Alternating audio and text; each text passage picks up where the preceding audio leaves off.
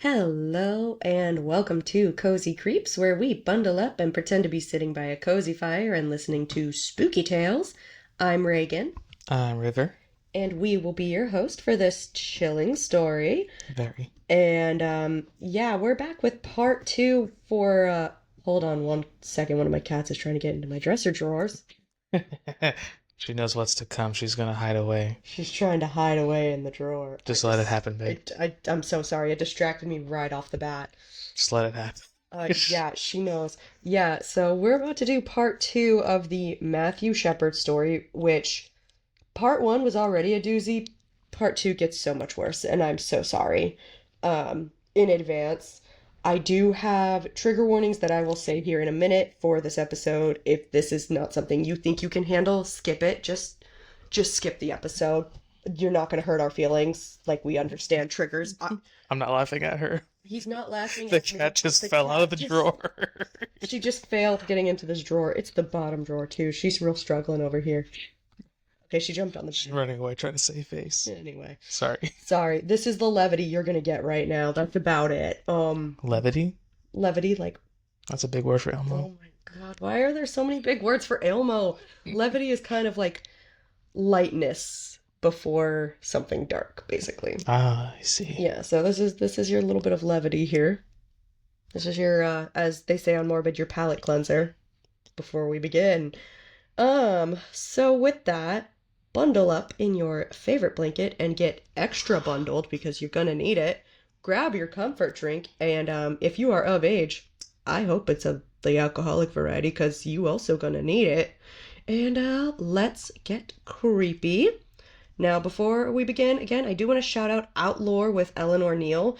This is where I got a lot of my information because I don't know why, I just apparently suck at research. I don't know. I tried. But she had a lot of really good content, a lot of really good details that I wanted to include, so I watched her video for a majority of my notes. And then for the trigger warnings, again, it is going to be suicidal ideation, homophobia, rape, assault, depression, and anxiety. So if any of those are triggers for you, please, you're not going to hurt our feelings. Skip the episode. So with that, let's jump in. So to recap from last week, Matthew Shepard was a 21-year-old student at the University of Wyoming in Laramie who was attacked and murdered in October of 1998. His body was found tied to a fence on a rural country road by a cyclist 18 hours after he'd last been seen at the Fireside Lounge. He had been in a coma for 6 days before passing away on October 12, 1998. Now, we ended the last episode talking about Aaron McKinney and Russell Henderson. They were two known drug dealers in the Laramie area, and they had been arrested for being in a street fight when the police went and searched their truck as well because they were, again, known drug dealers, and they found evidence that linked them to Matthew Shepard's murder. They found a stolen credit card with Matthew's name on it, and it was on the dashboard of the truck, just out in the open. Like, yeah. So now, when this was found, Matthew's body hadn't been found because this street fight happened the same night that they murdered him. So Matthew hadn't been found yet. So they didn't know that these two were going to be connected quite yet. Now, obviously, in a few days, they would have made this connection. And they also remembered, at the crime scene, there were 2 additional sets of footprints outside of just Matthew's. So they were like, okay, we've got these 2 guys here. They had his credit card that was stolen. They're starting to put the dots together. Like, they may have had something to do with this. Seems a little obvious. They also had the gun that McKinney had used in the street fight. So they sent it away for DNA testing because this thing was covered in blood. Like, blood all over it. So they sent that over for DNA testing, and within a couple of days, it was confirmed that the blood belonged to Matthew Shepard, making McKinney and Henderson the 2 prime suspects for this murder. Now, we all may be wondering, how did this happen? How did these 2 guys end up assaulting and murdering this guy, Matthew? Like, how did they end up doing that to him? First, though, we're going to dive into a bit of McKinney and Henderson's backstories because they do kind of play a role later on in their trial. Like their attorneys kind of use their backgrounds as kind of like part of their defense in To a like way. justify? Yeah, basically. You're insane. Yeah. They had this happen in their childhood, which, you know what? This is, I think Morbid says this usually, which they say, feel for the child, obviously, who went through these things, but like, it doesn't justify what they're doing as an adult, you know? Like, plenty of people go through serious traumas in their lives as children and don't end up murdering people. Yeah, it's like it could be a reason, but it's not an excuse. Yeah, it's just, I have a lot of feelings on this as a victim of childhood abuse. I don't get the urge to murder people. Just a fun fact. Just a fun fact for y'all.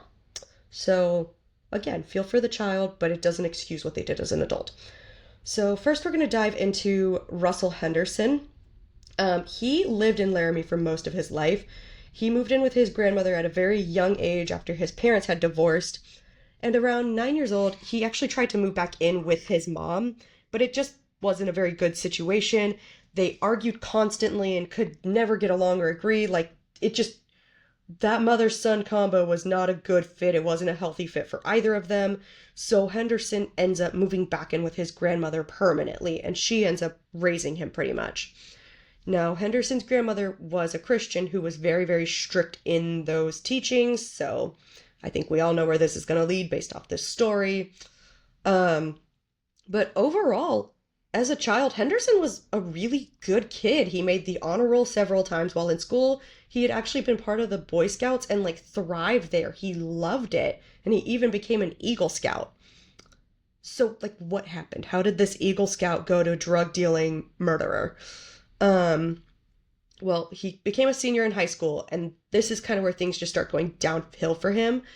There's no real reason why he started taking a turn towards this bad behavior and acting out and everything, but he just stopped caring about school, he let his grades drop, and he just had a complete 180 of who he had been his whole life, pretty much. Just out of nowhere. But when graduation rolled around, he couldn't graduate because he was 1 credit short. And on top of it, he decided not to repeat his senior year, which would have at least given him a second chance of at least having a high school diploma so he could get a job. Or at the very least as well, getting into college, because up until then, he was a really good student. Like, he probably would have done very well in college and done very well for himself had he kept applying himself like he had been. So, because he didn't even have a high school diploma really to get a job with, he turned to crime to start making money, and he also began drinking and doing a lot of drugs. Now, at first, he would only really use them socially, but eventually it turned to just straight up alcohol and drug dependency. And this is how he met Aaron McKinney, who was his dealer. They would create a bond while sharing drugs, and they became really good friends over sharing drugs with each other. And this was for the worst for both of them. Like, they both just seemed to bring out the worst in each other.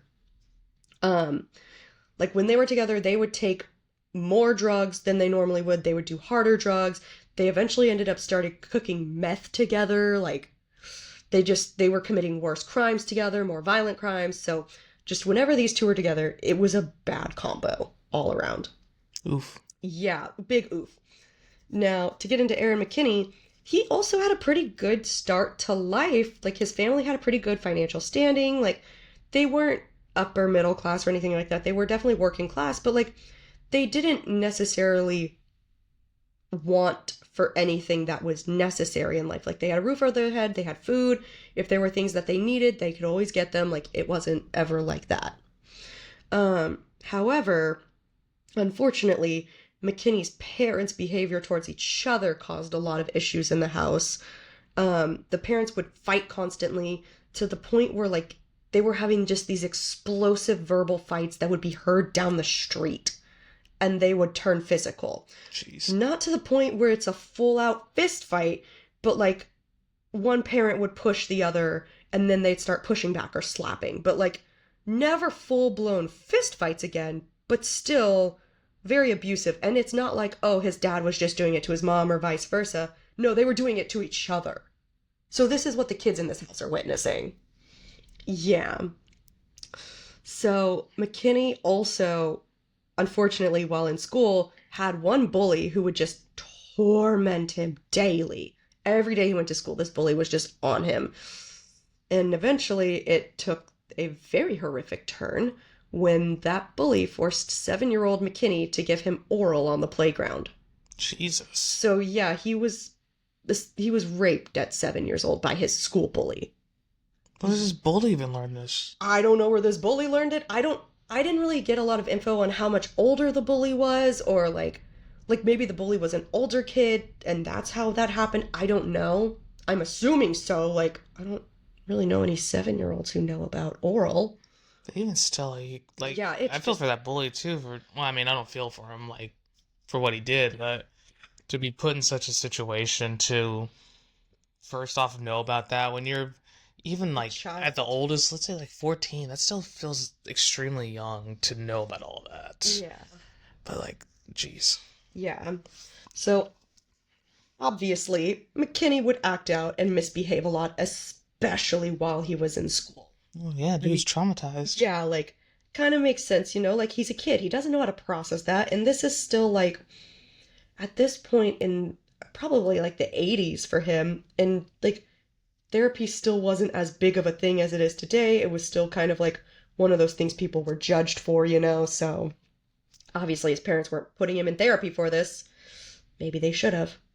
Just saying. But his parents ended up divorcing when he was about 9 or 10 years old, and then his mother remarried when he was about 13. So McKinney moves in with his mom and her new husband, and they move like across town. And this area was a lot more high end than what he'd grown up with. So he'd been kind of in that working class level. Now he was in more of that middle class, upper middle class level. Um, so he's in a lot safer environment. Like things really should be turning out better for him. And even though he really did like where he lived and seemed to be in a better spot, this would be when he started committing more and more petty crimes. Like he was just committing petty robberies. He'd be in and out of juvenile detention centers throughout his teenage years. Then, in his mid-teens, his mother suddenly passes away due to a complication during surgery. And he ends up 2 years later receiving $100,000 in compensation because it wasn't just any kind of complication. They botched the surgery, and that's how his mom died. Jeez. Yeah. So he receives all this money, but unfortunately, rather than using the money wisely to invest in himself or maybe even buy a house, like buy something that could gain value over time, he blew all the money on drugs and partying. And then once all the money was gone, he went back to crime, but his crimes started becoming more violent and more aggressive. He would also start drug dealing, starting with weed and eventually moving up, as we know. And this is eventually how he'd meet Henderson, which brings us up to speed on how these two know each other and where they kind of come from as their backgrounds. Now, the day after Matthew's body was found, obviously they now had the evidence as well about McKinney and Henderson being connected to the crime. They went to search for them since, again, they had the evidence linking them to Matthew's murder. So they found Henderson first. He was actually super easy to find because he was at home. And when they knocked on the door, he answered, and they immediately arrested him. Shocker. That's crazy. He probably didn't even think he did anything wrong if he was just that easygoing. Like he must have thought yeah, I Or did he just this. thought he got away with it. You know? Yeah. Like, even Jeez. though, as we said in the last episode, they did absolutely nothing to cover their tracks, literally and figuratively. It's it's Wyoming. It's Right. Laramie, sure. Right.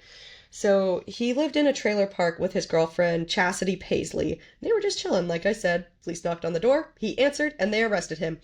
Now, Henderson refused to speak, except to say he wanted a lawyer, which that is his Fair. rights Yeah. here in the U.S. Now, while some of the officers were arresting Henderson, reading him his rights, and taking him back to the station, other officers stayed behind to interview Chastity and find out, if she knew anything or if she'd seen him acting suspicious lately or if she had an alibi for what was happening, if she was potentially involved. Now, she told police that her and Henderson had been together that whole night watching TV. That was a lie. This was obviously a lie. You know what? She's a ride or die. I'll give her that. The wrong kind of That's liar. the stupid one. Listen, if police came to me and were like, "Do you know where you're?" I would throw you under the bus so fast. I want you to know that. Well, yeah, if I was doing some heinous shit like that. Yeah, I would throw you under the bus so fast. I love you. I'd throw you under the bus. Short of killing someone, I'd cover for you. You robbed a bank. I'm getting that money too. Yeah, like there's some crimes that maybe I'd cover for you. Murder's not one of them. No, yeah, Just yeah. for the record, murder is not. That's where we draw the line. That's where we draw the Well, line. it depends on the reason. No, it's actually. Moving on. Moving on. These are all hypothetical, These of are course. hypothetical. Listen, if it came to our daughter and someone was hurting her, I'm not saying I know things, but I'm also saying I studied forensics at one point. We would actually cover tracks. Anyway, moving on. Anyway, hypothetically. So, obviously, this was a lie since police had been called out to a street fight that Henderson was a part of and they booked and arrested him that night. Obviously, homegirl was lying. Yeah, she's sketchy. So the police confronted her about this and were like, "Yeah, we know that's bullshit because we arrested him." Surprise Pikachu face. Surprise. And then she tried to give a different alibi, but obviously the police were not having it. They were not believing her about this. Like, girl, you just point blank lied to them. You think they're gonna believe you now? Like, no, girlfriend. Now McKinney was arrested a few days later after he was released from the hospital because remember, during the street fight, he was taken out in an ambulance because he had sustained some serious injuries during the fight. Now, this is horrifying to think about, but McKinney and Matthew were actually in the same head injury unit at the same hospital while Matthew was in his coma and dying. So they're just like They were down just like a few doors down, probably. Jeez. Yeah, and they had no clue, obviously. Now, Sounds like some Grey's Anatomy thing right there. it really does. It kind of does low-key sound like a Grey's Anatomy thing, but like someone would have found out in Grey's Anatomy and that would have been a whole thing. Yeah. Yeah. So once the police arrested McKinney, they went to speak with his girlfriend, 19-year-old Kristen Price, to see what she had to say about the night that Matthew was attacked and left for dead. Wait, how old were these guys? Like early 20s. They are young. Oh, okay. They are all young. Now, Kristen was a bit more honest with the police, stating that he hadn't been home that night and she didn't know where he'd been that night. She stated that she was home with their son all night and went to bed alone, not knowing where McKinney was. She said she woke up around 1 a.m. after hearing some noises and noticed that McKinney was still not home. So she went to look out for things and see, thinking someone was trying to break into their home. And instead she finds McKinney climbing in through a window to get into the house instead of, just coming through the front door like a normal person. Well, he's sustained a head injury at this point, right? Yeah, amongst other things. Now, she did say that his clothes were covered in blood and that he was going on about him and Henderson having been in a fight and having killed someone. Now, she didn't take him too seriously about having killed someone because he was very clearly drunk and on a lot of drugs. So it's like she kind of took it with a grain of salt, like thinking he was he probably was in a fight, but like was probably hallucinating killing Just someone. fighting himself. Who knows? Just parking lot swing in the empty air. I can kind of see where she's coming from, but also like To have that happen so often, to just brush it off like that. But also like not only that, but like if someone ever makes a comment that they murdered someone or they're thinking about killing someone or they make jokes about it, tell someone. Please tell someone. Just, I'd rather you overreact than under. Please tell someone. Because 9 times out of 10, rather unfortunately, they're not joking in a lot of these cases. As awful as that is. Like the amount of cases I have heard where they're like, oh, like he was joking about it or talking about it days in advance and no one said anything. Yeah, it happens a lot. Now, when the police arrived to speak with her, she became worried because she realized that maybe what he was saying was true. And so she was actually very cooperative with the police, though she told them all of this right off the bat as soon as they came to talk to her. It's just, rather unfortunately, she kept this to herself for several days. Now, on October 9th, 2 days after Matthew had been found, McKinney was brought in for interrogation. And obviously, after hearing what his girlfriend had to say, they needed to interrogate him ASAP. They needed to know, like, is what she's saying true? Like, what happened after the fact? Like, bro, you look so suspicious. And in a surprising turn, McKinney admitted to everything. And not only admitted to it, but just showed how homophobic he really was. So during his interrogation, the first thing he said about Matthew was that he was gay. Like, that's the first thing that was out of his mouth about Matthew. But he probably didn't say it like that because throughout his interrogation, he was apparently using a ton of homophobic slurs. None of which we will repeat on this channel. It's like there's more than one. There's probably so many, yeah. But yeah, so he was using just all these slurs to refer to Matthew. So very clearly, like, homophobic AF. Now, he tried to make it clear to the police that he doesn't just hate gay people for being gay. He just hates when gay men come onto him, and it makes him angry. Now, clearly, police did not buy this for a second, seeing as they just spent the entire interrogation hearing him use a plethora of homophobic slurs. They just, went with the assumption that he was a homophobic asshole. Shocker. So, with McKinney and the two girlfriends' statements, as well as all of the physical evidence, the police were able to pretty much put together a timeline of the night and of what happened. So, McKinney and Henderson actually at that time had managed to hold down part-time jobs. They were still drug dealing on the side, but they were holding down actual legit jobs too. Yeah, part-time, babe. Look at them go. Full-time selling drugs, part-time, make legal money the legal to money fund is the my side gig, actually.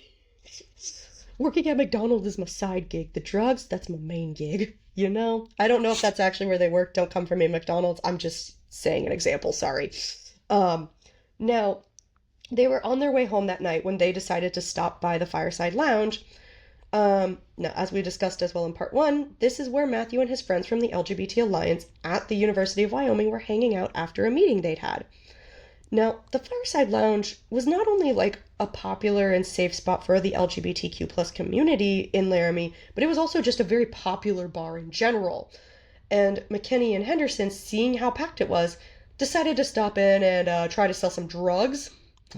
Since that's how they, also made their money. And they're like, it's busy, let's go sell some drugs. For two dudes who just absolutely, like, extreme homophobic people, like, for them not to know the Fireside Lounge was, like, a safe space is also really, I don't know, not believable. I would just love for you to hear this next part. They were also trying to sell a gun. Yeah, they had a gun that was given to them as payment for drugs from another client, and they didn't have use for a gun, so they were trying to sell it. Well, it surely found a use later. Can you imagine, though, like, being in a bar and someone walks up to you like, hey buddy, you want to buy a gun? Could you? Honestly, I'd be like, tell me more right now. I'm so sorry, we paused because there was a bird cawing in, like, the creepiest way possible outside our window. Yeah, that was a longer pause than I intended because it was. We just heard... It's like a bird yelling. I don't know if birds, like, yell more than they just, like, caw and chirp, but, like, our cats are freaking out. Hissing. Okay, we're just having a great time over here. Anyway. I know, it's not supposed to be a horror story, jeez. I know. Not supposed to be scary story night. Anyways. Next week. Yeah, I'd be intrigued, honestly, like, what kind of gun is it? It was a... We'll talk about it. It's a .357 Smith & Wesson, but we'll get there. That's pretty good. It's a revolver. So at some point in the night, though, McKinney and Henderson spotted Matthew with his friends and said they just knew that he was gay. I mean, some people... So they targeted him to rob him. I mean, one, that's fucked up. Also, this is going to be a very explicit episode. But two, like, gaydar exist, Yeah, they didn't specify how, though. Like, they were just like, yeah, sometimes we could just tell he was gay. Sometimes, hey, I'm not going to fault for that. Sometimes you just have a feeling. But to use that intuition for negative intentions is messed up. Yeah, they decided to target him to rob him. So Henderson and McKinney go to the bathroom to come up with a plan on how they're going to lure Matthew out of the bar. And what they decide to go with is that they are going to act gay to convince him that they are gonna leave with him and hook up. That's fucked up. So, yeah. So after leaving the bathroom, the two men went to join Matthew at the bar. This is after Matthew's friends had left. He's by himself. And they begin hitting on him. And from what I was listening to on Outlaw, like Eleanor was saying that they were acting gay by like they raised the pitch of their voice. They did the whole like wrist flip thing. Like we're just doing all the stereotypical stuff to come across as gay, basically. Which I'm like, don't get me wrong, like I know stereotypes exist for a reason. We work in restaurants. We're fully aware that like in some cases stereotypes exist for a reason, but like the fact that they were just playing all of those cards is just ridiculous. Like, You're becoming the thing you say you hate. Not like, come on. Gay man acts like that. Like, no. But a majority sometimes.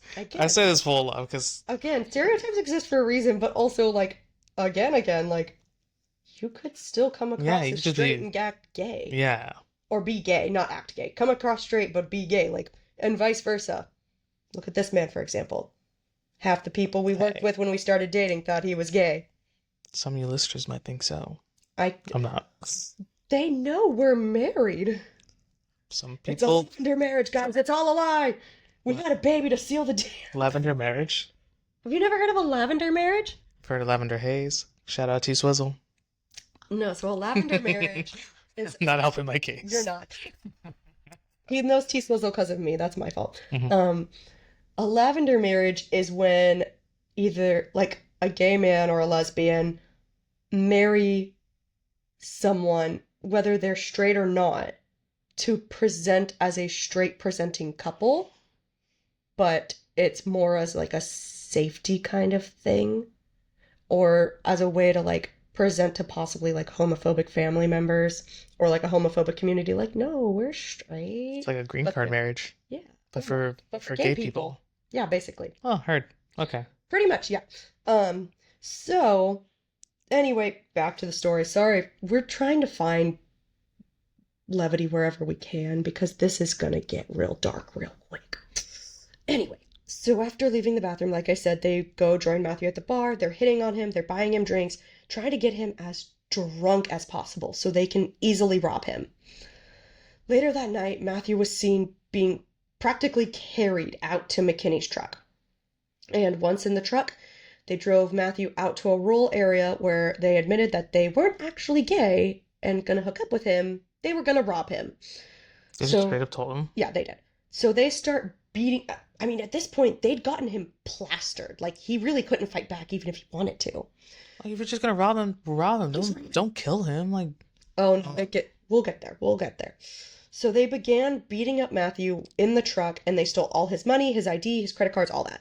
So then Henderson and McKinney get out of the truck, leaving Matthew in the back seat, just dazed, completely drunk, completely out of it from just having the crap beat out of him.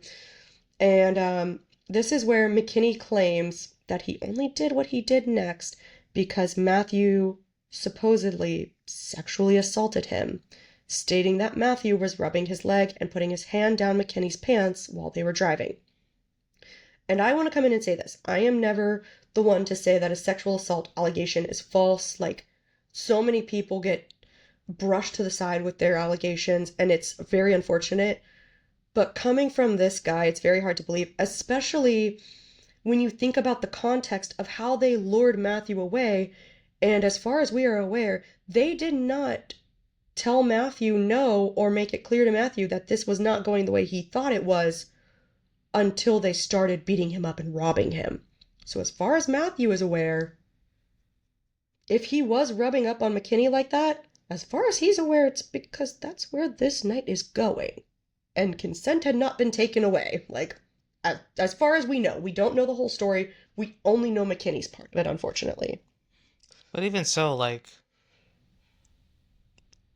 geez, how do I say? It's a hard line to toe because if he was like, that's unfortunate. Well, you're rubbing someone's leg if you think you don't have to kill the freaking guy for it. You need reasonable Oh, I forget the word for it. We'll get to more, like in the trial, they kind of, the defense team tries to claim like certain reasons as to why McKinney acted so violently about it, but we'll get there. We'll get Yeah, there. reasonable force. We will get there. Sorry, I was just trying to remember the word. No, you're good. So not saying one way or the other, but personally I'm calling BS on McKinney's claim. Like I'm sorry, I am. I don't believe him, personally. Now, McKinney gets out of the truck and goes to the side where Matthew is sitting, throws the door open, and starts dragging Matthew down the road. And Matthew is trying to fight back, but he's drunk. He's already injured from being beat in the car, and he couldn't fight them off. So, Henderson and McKinney, before we get into some of the more violent stuff, this is awful. They said that Matthew begged for his life and for them to stop, even saying that he would take them to his house and let them take everything, but they still didn't stop. Yeah. So we don't know exactly how, but at some point, like we talked about in part one, the footprints showed that Matthew did manage to escape briefly, only to be caught again and then dragged back to the fence. And this is where Henderson tied him to that split rail fence, and then McKinney beat him and tortured him with the .357 Smith & Wesson over 20 times, causing all of those skull fractures, causing the brainstem injury, and then they left him on that fence to die in the near freezing temperatures of Wyoming, assuming he was already dead. Like, they thought he was dead at this point because he'd passed out. So they left, and he was left there for 18 hours until that cyclist had found him. So yeah, that's how that happened. Now, Matthew's funeral was held on October 16th, 1998, and it was attended by over 700 people. He had been just such a positive light, such a good person in so many people's lives, both directly and indirectly, that so many people showed up for his funeral physically. And then around the nation, people were tuning in or like hearing news about the funeral as it went on as well, because this had become a nationwide story at this point. Now, unfortunately, there were just some awful people who would reach out to Matthew's parents after his death, saying that he deserved what happened to him simply because he was gay. Because people are terrible. I'm here to say it out loud. Matthew's parents received so many threats about things that these awful people were going to do at his funeral that they had to have a SWAT team and bomb search squad at the funeral to make sure nothing happened. Thankfully, it was a safe funeral. Everything proceeded safely, but they had to go that far to make sure their son's funeral was safe. Just freaking awful. People were just trying to use this young man's death and funeral as a political statement, and I just think that's disgusting. And this is where it's going to get even more disgusting, because unfortunately, even Fred Phelps, who is a major figure in the Westboro Baptist Church, him and his followers would appear at the funeral. And if you aren't aware of who the Westboro Baptist Church are, be thankful. They're awful. They are literally every kind of awful, hateful, phobic that you could be. Homophobic, Islamophobic, anti-Semitic, just all of it. Misogynist, just whole 9 yards. They're all of it. And they regularly show up at like events and like major members of the LGBTQ plus community's funerals to protest. Like, they are just not a good group of people at all. So they showed up at Matthew's funeral and started protesting against homosexuality. They had all these giant signs with homophobic slurs on them, and were actually celebrating that Matthew had been murdered the way he was outside of his funeral. Absolutely mad. Just so fucked up. I just can't. That made me so mad when I was listening to that. Like, a family like just lost their son. So many people just lost a good friend, and these people just showed up to be assholes, basically. Like, now, however, Matthew's family are some amazing people, and they handled this in the best way possible. They just ignored them, and they got on the microphone and talked about how much they loved Matthew, and his mother talked about how proud she was of her son, and that he was becoming the face of the LGBTQ plus community and movement to fight for change and for rights for them. And she was just so proud of her son. At this time as well, McKinney and Henderson were being charged with first-degree murder, and they were actually going to possibly face the death penalty. The girlfriends were also charged with being accessories to murder, seeing as Chastity, Henderson's girlfriend, straight up lied to the police, and Christine, McKinney's girlfriend, though she was cooperative with the police, she had withheld information for days that could have sped up the investigation. So all four were charged separately, and the trials start with Russell Henderson's. So they knew that he did not, in the literal sense, kill Matthew, because it was McKinney who was beating him with the gun.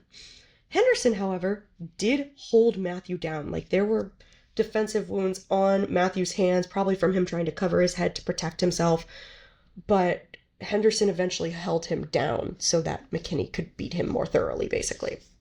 And there was blood splatter evidence on McKinney's jacket to prove this.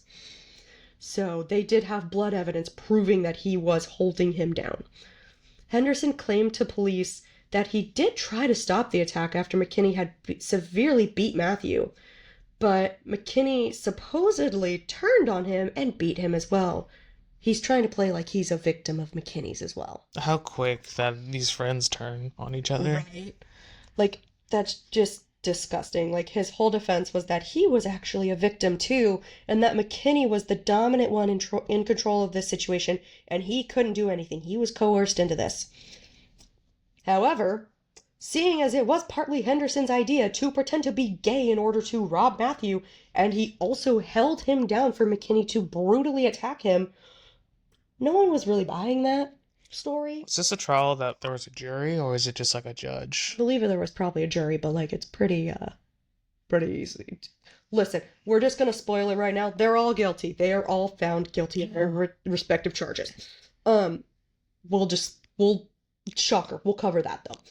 Also, Henderson was the one who tied Matthew to the fence, making it easier for McKinney to beat and kill him. So, yeah, we're not buying the victim defense from him at all. But, again, since it was very clear that between the two, McKinney was the main attacker, they offered Henderson a plea deal to speak against McKinney. Now, if he took the deal, he wouldn't face the death penalty. He still faced life in prison with no parole, but he wouldn't be executed. So it's like, how long do you want your life to be? How do you want to live, buddy?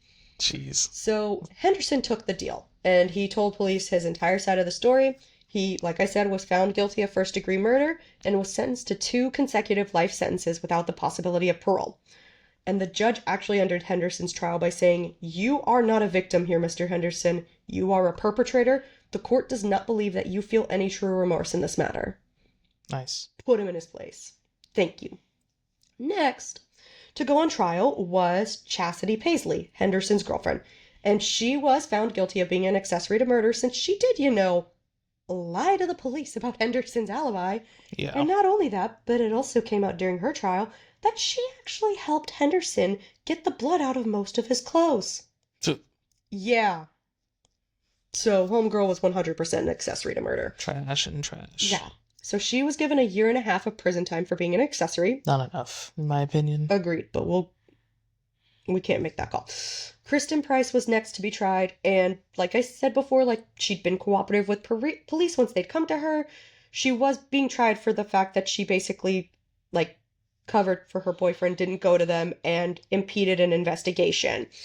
So she was charged with a misdemeanor for interfering with a police investigation and was sentenced to 180 days in prison, and she did also receive 120 days of time already served, meaning that after her trial, she only served 60 days in prison. What does that even mean? So basically, when you're awaiting trial, you are being held in prison, and they can say that your time served applies to your sentence after you've been sentenced. Oh, okay. Yeah. So in her case, they applied the time served, so after her actual trial and sentencing, she only served another 60 days in prison. So this whole thing took like 6 months?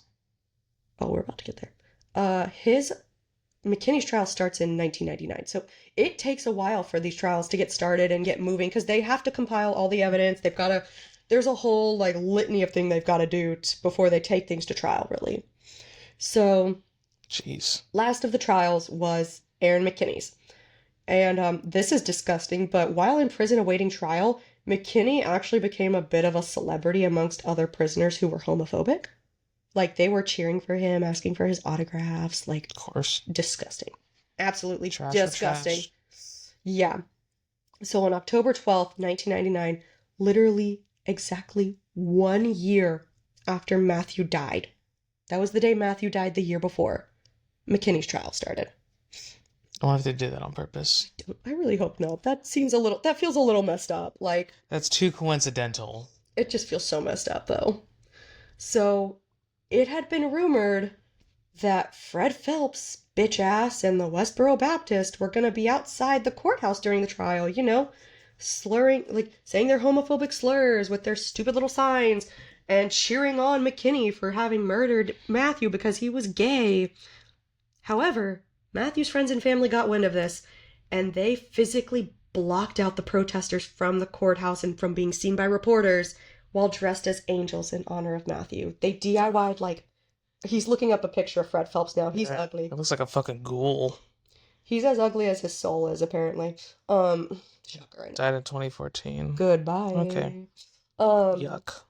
But yeah, so Matthew's friends and family dressed as angels, like they DIY'd these angel costumes in honor of Matthew to block the protesters from being seen by like reporters and by Matthew's family as they entered the trial. And I really love his friends and family for that. Like, iconic. So, when Fred Phelps and the Westboro Baptist arrived with their homophobic signs and their bullshit agenda, Matthew's friends from the LGBTQ plus alliance circled them and raised their angel wings, completely blocking all of their signs and the entire group. Like, you couldn't see them, you just saw a circle of people dressed as angels in honor of Matthew. Which, again, I love his friends and family and how they came together. I love it, especially because they were also trying to keep Matthew's family as they're entering the courthouse from seeing all this hateful shit. Like, I love it. I love it. I love it. See, there's some weak ass bitches too. If you were really about it, you'd fight some people. Mm-hmm. I'm talking about Westboro. Westboro. I'm not talking about the friends. Like, yeah, if you're really that hateful, and you would fight some people, but they didn't because they're cowards and just weak. exactly, bitches. This is a really vulgar episode. Sorry, guys. This is not the cozy creeps you are used to, but this just makes me so mad. Anyway, we're gonna get back to McKinney's trial. So it turns out that when he murdered Matthew, he was also awaiting trial for a burglary charge as well. And this really worked against him because it clearly showed that he had criminal tendencies and he was getting more violent. He was escalating. So, during the trial... Sorry to interrupt. Was McKinney originally, was he the dealer?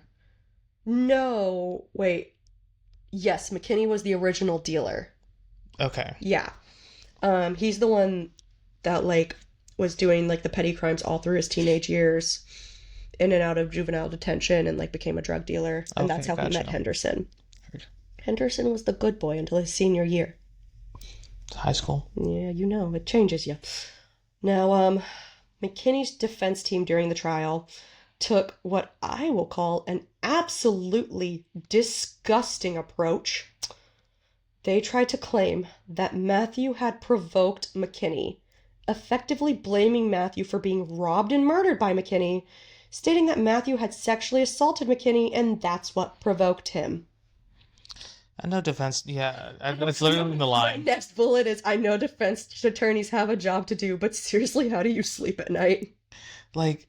Disgusting. If the evidence is so stacked against you... Well, that's the thing. They couldn't argue that he didn't commit the murder because, like... Exactly. And again, I know we just said a difference... We'll get into it, but basically the type of defense they're using is sort of like a self-defense insanity plea. We're going to talk about it. Now... Again, as we discussed earlier, there was no proof of any of this actually happening since it was just McKinney telling the story and Matthew's gone. He can't tell his side of the story, obviously. So this kind of defense is known as the gay panic defense. Like in this or in... No, in general, that's what this is called. In general, that's what this is called? Yes. That is crazy. So... All right, sorry for that weird break there, guys. Our daughter woke up and I had to go and help her back to sleep. She's getting over her head cold, so she's on the struggle bus. And she's 2. And she's 2. So you can only imagine. So, let's see. Diving back in. Gay panic. Yeah, gay panic is where we were. So, God, I just gotta jump right back into rage. Goody. So, the defense that McKinney's defense team was going with is known as the gay panic defense, which essentially is when like a member of the same sex makes an unwanted sexual advance towards someone and it triggers that person to then react with violence. Basically saying like, oh, well, yeah, I assaulted the guy, but that's because he hit on me. 1. This is such an outdated defense that it makes no sense to allow violence because someone became uncomfortable when they were hit on at a bar. And 2, damn, there should be a lot more women able to use this defense. Seeing as you know how often it happens that we are made uncomfortable by men hitting on us in bars and sexual assault cases, but we should have a defense like that, but that's another tangent, I guess. Called the straight defense. It's called the men of trash. Anyways. Not all men, but you know what I mean. All right, now, since there is the accusation of sexual assault, it does kind of make it harder to claim that this case is an instance of gay panic, because if McKinney isn't lying about being assaulted, then the attack could somewhat be seen as self-defense. Yeah, 2v1 and, tying to a fence and dragging them and pulling them to a rural area. Please read my next point. My next bullet point is not tying Matthew to a fence and beating him to death, though. That's 100% not self-defense, and I will die on that hill. On that fence. No, bad. No, wrong. Yeah, so I'm sorry, but even if it was self-defense, you can't say that the extent you went to, everything you did was self-defense. That's crap. That is such crap. I'm sorry, but no. Reasonable force. Yeah, reasonable force. Anyway, so McKinney's team also said that part of why he reacted so drastically and got so violent was because of his childhood and the violence that he saw between his parents, as well as being on drugs, and that just, altering the state of his mind at the time of the murder. And they also made the argument that because McKinney and Henderson were chronic meth users, that this caused him to lose the ability to rationalize like a normal person, so to stop and think, maybe I shouldn't murder this guy. I don't know. Apparently meth does that to someone. I should not be held liable because I'm an insane piece of shit person. It's such a stupid defense. Mm-hmm. There's the plea for insanity where it's genuinely justified, because there are people who do have mental issues to where they hallucinate to a point where they don't know the difference between reality and what's a hallucination. And I get that. There are moments, there's moments of a plea for insanity of it was just an instant where they just snapped, that it happens, but no. But also no, not in this case. Man, this ain't it. A mentally diagnosed issue, I think it's a pass, but if you just snap, you could make the claim, but I still don't think that's... It's not a pass. You should still get jail time, but yeah. Maybe not the death penalty, but jail time, Anyway, not the point. They also, back to McKinney's BS. So his defense team also brought up the fact that McKinney was raped by his school bully at 7 as a reason to, again, why he reacted so violently to quote-unquote defend himself. The prosecution, however, shoots down these allegations that McKinney was sexually assaulted, again, partially based on the context of how they lured Matthew out of the bar by pretending to be gay and acting like they were going back to one of their places for sex.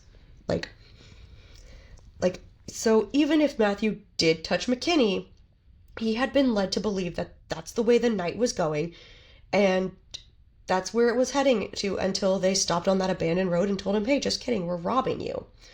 Now, for the record, I do want to say this. Consent can be withdrawn at any time. Absolutely. But based on what we know and what it sounds like, the ruse was kept up until they stopped the car and attacked Matthew. That's my understanding of it. So, I mean, it would be yeah. different if Matthew had started that and McKinney had said, no, like, I'm not comfortable doing that right here, right now, or whatever. Understandable. Absolutely don't think that's what happened, though. No. Don't think that's what happened. Now, not only that, but the prosecution also brought up the fact that Matthew was also a survivor of rape. Like, if y'all remember from part 1, he was on a vacation with friends his senior year and was gang raped. So, Matthew knows how it feels to be attacked in that sort of way and how it feels to be violated like that. And just based off of his character, based off who he was, he would never put someone else in that kind of situation. So, like, if McKinney had really, like, pushed back and said, no, I'm not comfortable, Matthew would have stopped. Like, I fully believe Matthew would have stopped. So, McKinney's claims are just BS. Like, they're total. I don't believe them. Now, McKinney was obviously found guilty on first-degree murder as well, but for some reason he was also given a plea deal to avoid the death penalty, and he was also given 2 consecutive life sentences without the possibility of the parole. Why was he offered a plea deal? No clue. No clue. Have no idea, but he was. So, that is all of the trials, and although the death of Matthew Shepard is just truly a tragedy, like, it shouldn't have happened, there were some things that came out of it that would make a lot of really good changes as far as laws in progress here in the US. So, although the police didn't want to admit this was a hate crime, which it was actually because at this time, it legally couldn't be classified as a hate crime. In 1999, the definition of a hate crime only had to do with things that were religious or racially related. So if you attacked someone based off their religion or based off their race, it's a hate crime. Anything else, not a hate crime. So after his death, Matthew's family starts campaigning to have crimes against someone for their sexuality or gender identity as hate crimes, and they created the Matthew Shepard Foundation to do so. And they, as far as I'm aware, are still campaigning for LGBTQ plus rights to this day. At least, like, when I saw their website, it looks like they still are actively campaigning for that. But during the late 90s, this caused a lot of outrage and protest to the point where Dennis Shepard, Matthew's dad, had to wear a bulletproof vest at a conference he was speaking at because they'd been threatened so much. And if you're watching on YouTube, our little cute light just went out, so... Womp. Sorry, it's a little shadowy now. Now, in 2000, the Matthew Shepard Foundation was finally heard by politicians, and President Bill Clinton attempted to pass... Sorry, I don't know what I wrote in my notes here. It looks a little weird. He attempted to pass something that would put all forms of LGBTQ plus hate under the same category of a hate crime. Like, basically saying anything to do with attacking someone based off of their sexuality, gender identity would be a hate crime. I'm assuming he probably meant pass a bill. Pass a bill, that's probably what it was. Pass a bill, pass a law. Might be... Could have been autocorrect, who knows? One of those two. Sorry, guys. It's late. Anyway, unfortunately, at the time, this law was rejected. However, Matthew's parents didn't give up, and they actually joined forces with the parents of another man named James Byrd, who was a 49-year-old black man who was murdered in 1998 in Texas by 2 white supremacists who tied him to the back of their pickup truck and dragged him to death. So Matthew's parents and James Byrd's parents joined together to create the Matthew Shepard and James Byrd Jr. Hate Crimes Prevention Act. Now, with this combination, this act covered so many more forms of hate crime other than just for the LGBTQ+,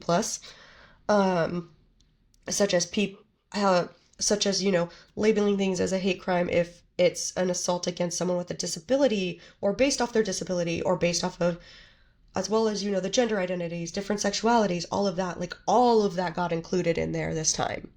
So it was a lot more broad, a lot more reaching so that way all of these people had representation.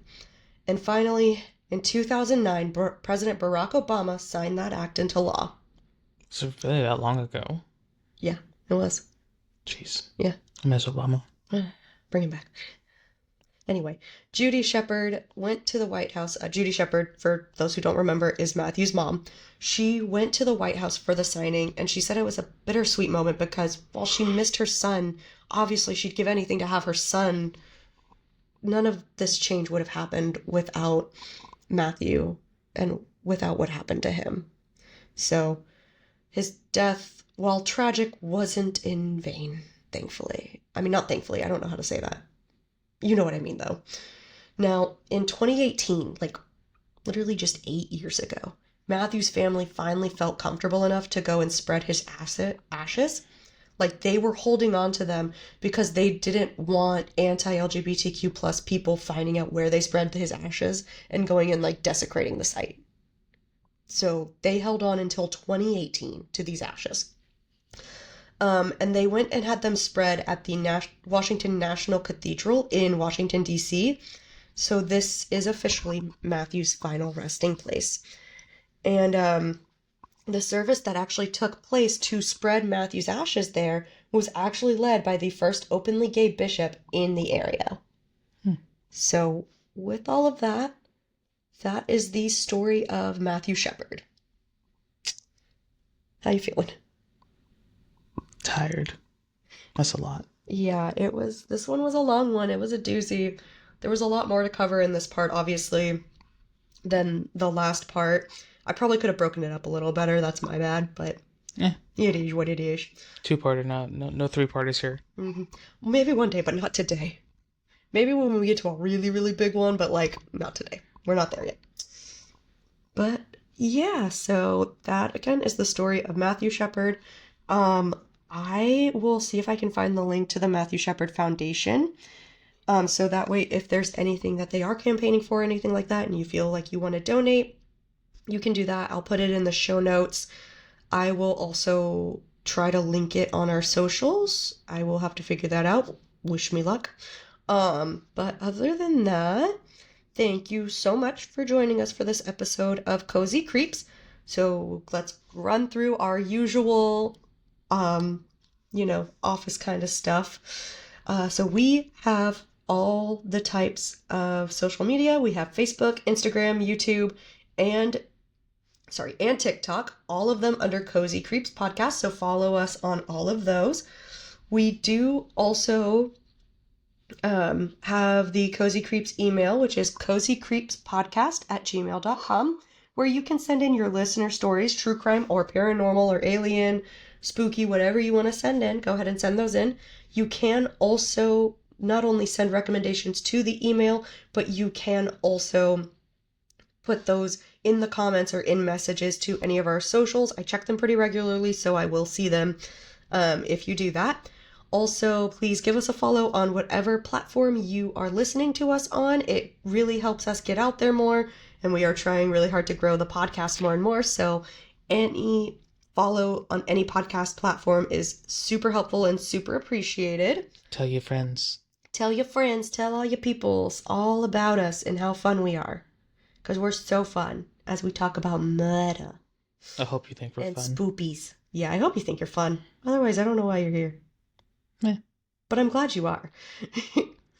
Our goal is to get episodes out every week, hopefully on Tuesdays. But this week was a little bit more chaotic, obviously, with a sick 2-year-old. So forgive us, it's coming out a day late. Our bad. Just weekly. Just weekly. Weekly. One day we will have it to where jobs and child don't interfere, and we'll be able to set an official schedule. Today's not that day. Yeah, once we're full time, then of course, maybe. No, I'm not gonna promise 2 episodes a week. That's so much. That's too much. I'm the one doing the research. Don't you promise them things like that? Hey, if I don't have a job too, then I can do my own research and my own stories. Okay, we'll get there one day. I believe in you. We can't do it without your help. Exactly. So give us a follow on all the socials, all the platforms. We greatly appreciate it. And with that, go bundle up in your warm blanket because I'm sure you need it after that story. Finish off your comfort drink and stay cozy. Bye.